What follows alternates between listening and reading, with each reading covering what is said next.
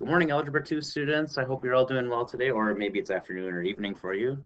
Sorry this is coming out a little late. I was trying to make a matching game and I couldn't get the formatting to work on the website. It's called Nearpod. So I'll try to do something with that in the future. The problem was I was typing in these expressions and the boxes weren't big enough. So like if I had like an expression, whoops. Let's see here. Change our thickness. There we go. Okay, so it'd be like a box was like this. Then the expression with the factors in there was something like this. And then it'd be like x plus, and it would be like 3. And then it was all kind of messed up. So I ended up not doing that. So just to let you know, I'm trying to get more away from doing what we're doing here, where I just show a problem and I want you to do more other activities. So I'll be experimenting more with that to get that thing going. But let's look at our do now for today. So it says solve the polynomial equation. We have x to the fourth plus x squared equals 20. Remember, we want to see when we see something that says solve, we know that our final answer is going to look something like this. X equals, we have a set, and then we know that we're going to have how many zeros? That's right, we're going to have 4 zeros because we have a 4 here. So then we'll list those zeros here. So again, solve, equal sign, answer should look like this. So so I'll give you some time to do this right now. So press pause. All right, we're back. So now we have, that's right, we need to set it equal to 0 first. So x to the fourth plus x squared minus 20 equals 0. And we see that we have how many terms? That's right, we have 3 terms. So what method are we going to use? That's right, we're going to use the RS method.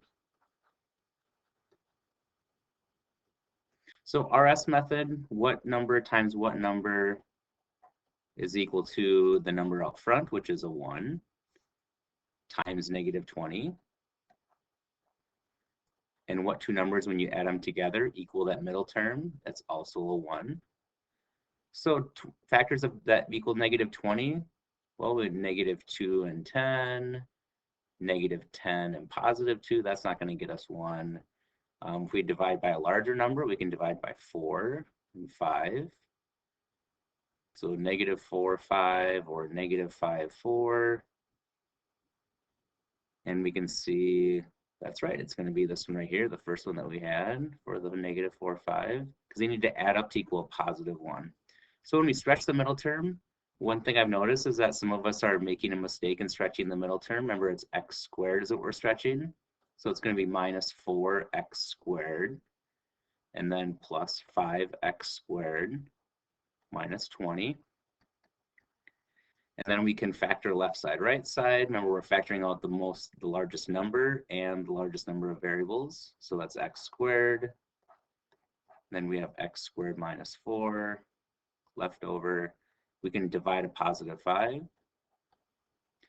So then we're left with, yep, same thing, x squared minus 4.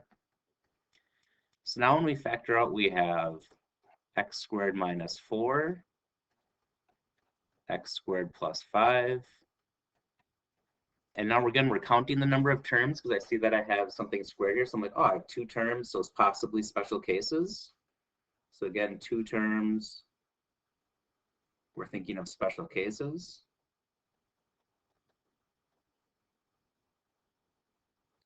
And do we have a difference of squares? That's our only special case with squares. So difference of squares. This one's a positive, so that's not going to be a difference of squares.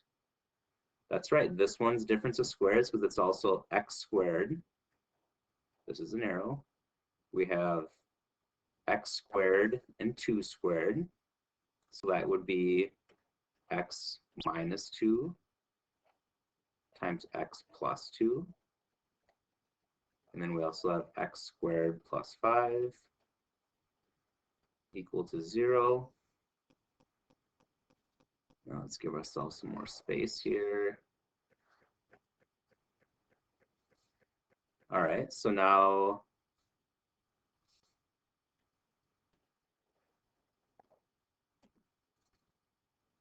now we have, so x minus 2, x plus 2, x squared plus 5. So now what we can do is we can set all these equal to 0. So x minus 2, we can already be at the point where we know x minus 2 is going to be a positive 2.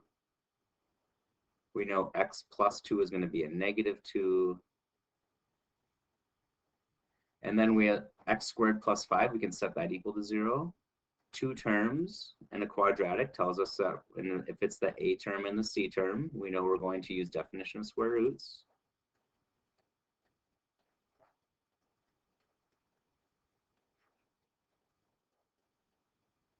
And we're like, oh, interesting. Okay, so now we have minus 5 here, so we know that that's the same as square root of 5, square root of negative 1.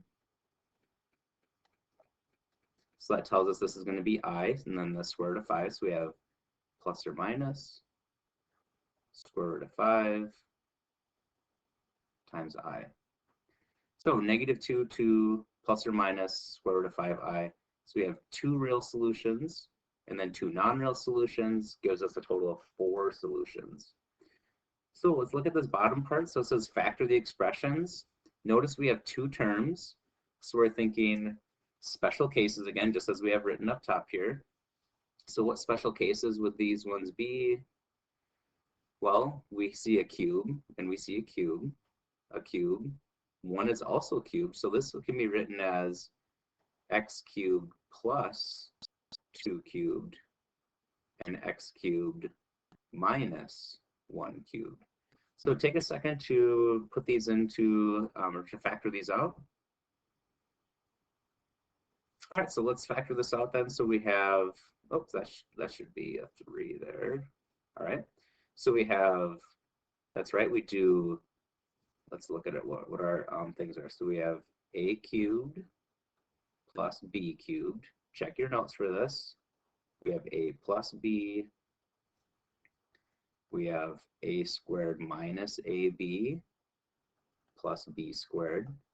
So again, this is something that you'll want to make sure that you know how to plug in these numbers. So x is a, so it's going to be x plus 2, x squared minus 2x plus 2 squared, which will be 4. So we can just rewrite that as that. Again, we're substituting the numbers in. The signs will be the same as they are here. So we have x plus 2. And really, that's a fact that we get. That's a real number there if we solve for that.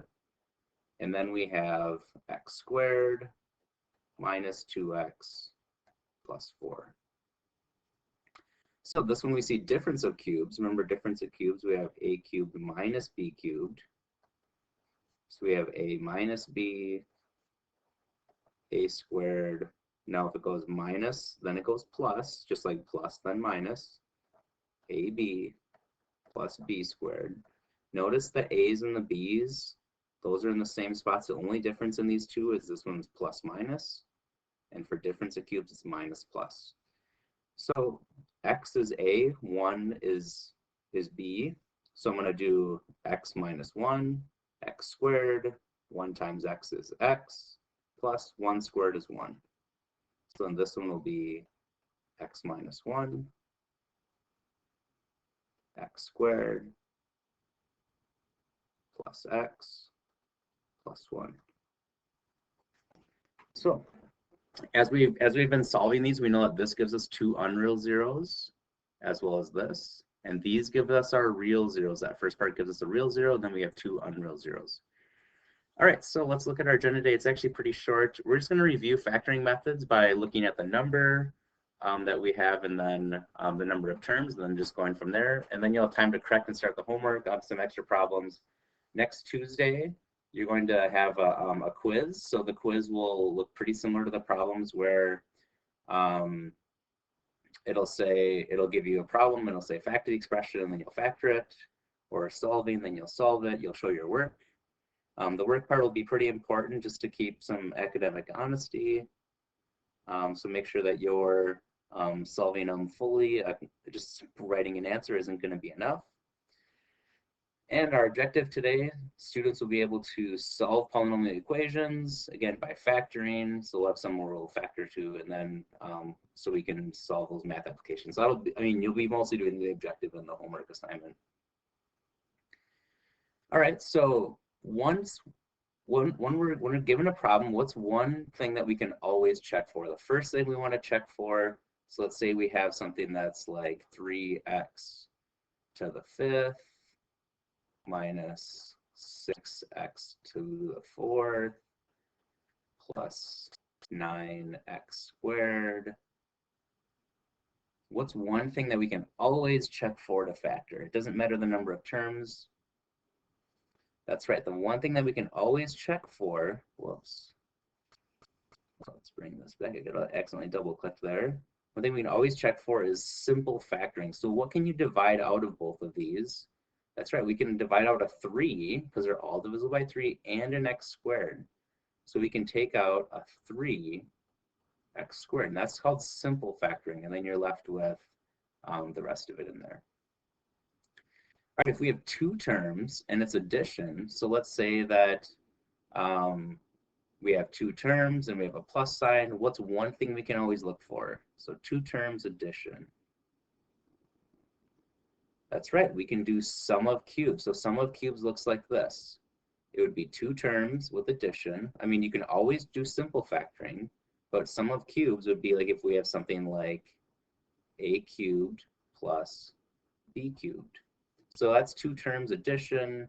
You can always do sum of cubes if it's two cubes with and we know that as we just wrote it, and it's helpful to write these out. Writing things out, as tedious as it seems, it does help our memory.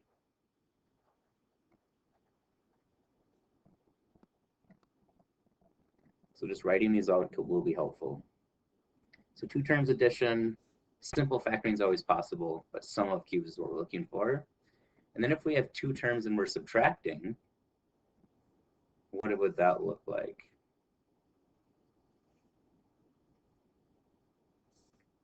All right, so we have difference of cubes. That would be like a squared minus b squared. So that's a way we can factor. That gives us a minus b and a plus b. It's very helpful to write these out again. And then also difference, oh, I said cubes, but I wrote squares first. Whoops. Let's do a little backup here. Okay, so let me just select this and move it down. I didn't realize that I said cubes. All right. So again, cubes would be a cubed minus b cubed. When we wrote this out earlier, we have a minus b. Remember, if it's minus, then we know it's going to be plus plus. So the other parts are the same, a squared plus ab plus b squared. So that's difference of cubes, difference of squares, sum of cubes. All right, so now if we have two terms, so two terms, or I'm sorry, three terms would be like, let's say that it's something like ax to the 4th plus bx squared plus c. So it looks like this. We're like, oh yeah, this looks quadratic. We can do the RS method. So three terms, try the RS method. All right, and then four terms, if we have four terms, so let's say that it was something, you actually saw a little bit of, okay. So it would be like something, let's say it's ax to the 3rd plus bx squared plus cx plus d. So if we have these, then we're thinking, oh, that's right, we can do or try left side, right side. It may not work, just like this may not work either, but that's something that we're going to try. All right, so let's look at our the homework. So this is the homework that you did for today. So you have 5.2 practice 6. Notice that you could factor out a 4x first, so you had to do simple factoring. So that was step 1, simple factor. And then step 2, what you had to notice was that you had a difference of cubes. So step 1, you had simple factor. Step 2, you would notice that you had a difference of cubes.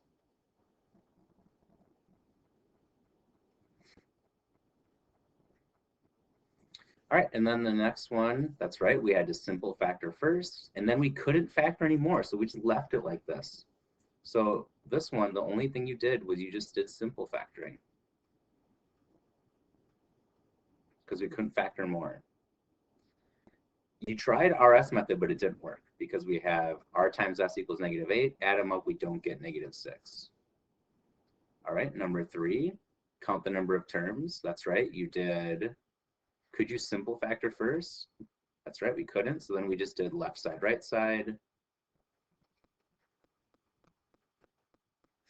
And then after that, we noticed that we had x squared minus 1, so then we did difference of squares.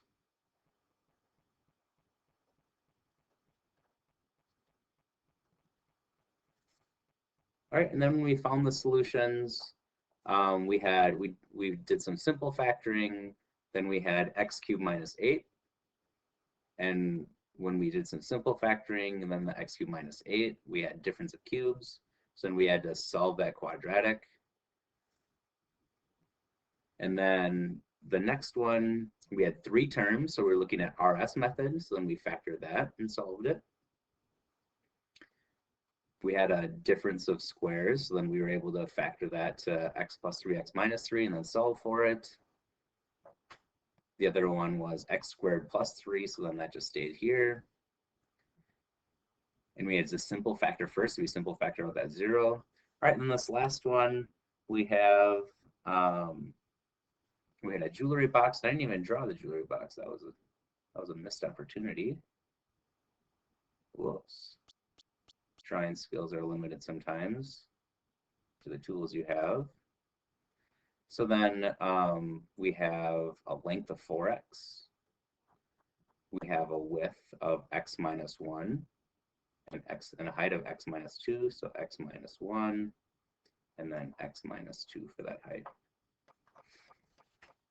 So what we do first is we multiply the dimensions together. So this is our length, our width, and our height, and that equals the volume. We put in the volume they give us, multiply it together, bring it over, and we have to factor. I factored it to this, left side, right side, because I had 4 terms, and then I solved for x, and then I had to plug x back in because it tells me to find the dimensions of the box. So I had to plug it back in. All right, then let's look at the next one. So now we have, here's practice 7, so practice 7. Here's the first 4 problems.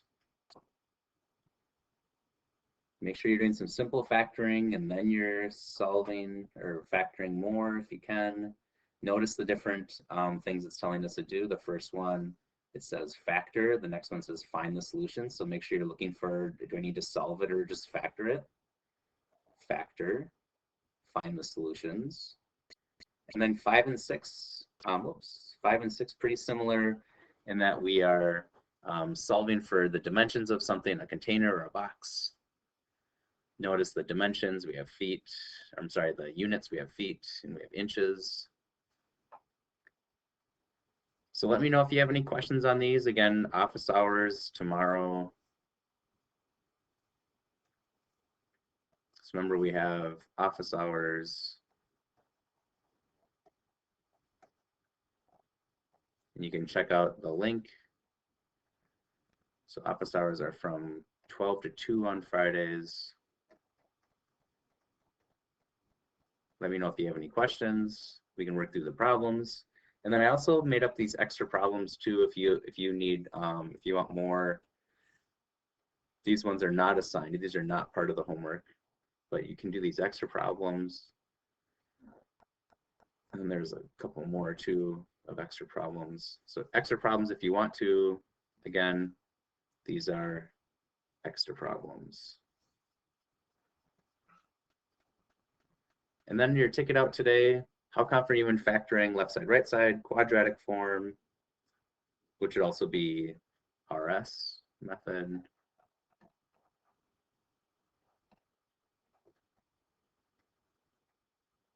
And then how confident are you in solving polynomials? So solving for the solutions after factoring, and then how confident are you in solving the volume equations? So let me know if you have any questions. And again, your rating: confident, somewhat confident, not confident. Have a great rest of your day. Hope to see you on Friday.